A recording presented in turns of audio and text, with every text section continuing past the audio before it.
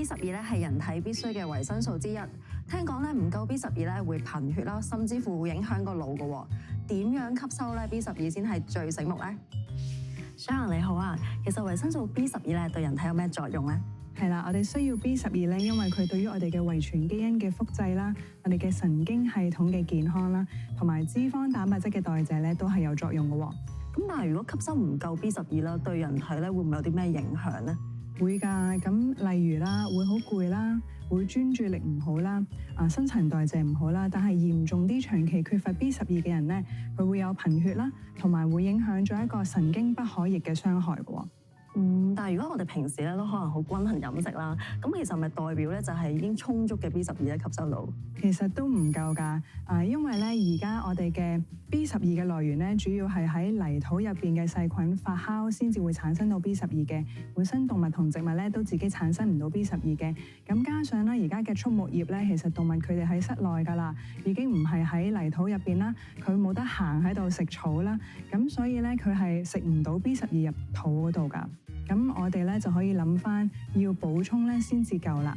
咁如果係素食者嘅話咧，有咩食物咧係有豐富嘅 B12咧？咁我哋有兩個來源嘅，首先咧就諗發酵嘅食物。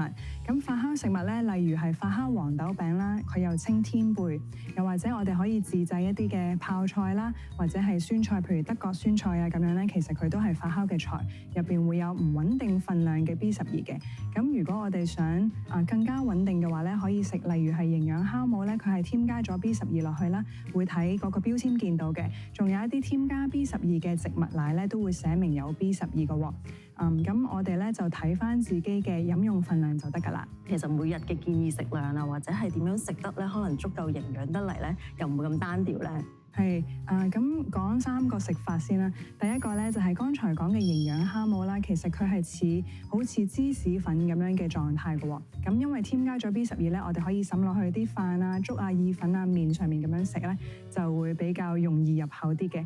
就係食物嘅添加咯。咁另外咧就係植物奶，咁我哋沖咖啡啊、奶茶嘅時候咧就可以用添加咗 B12嘅植物奶嘅。咁第3個咧就係話，其實無論係唔係素食者啦，喺50歲之後，其實醫生營養師都會建議大家咧係補充 B12嘅補充劑嘅。咁主要原因就係個胃嘅消化吸收咧喺50歲之後咧通常都越嚟越差啦。咁佢吸收唔夠 B12咧就會好容易有缺乏嘅問題。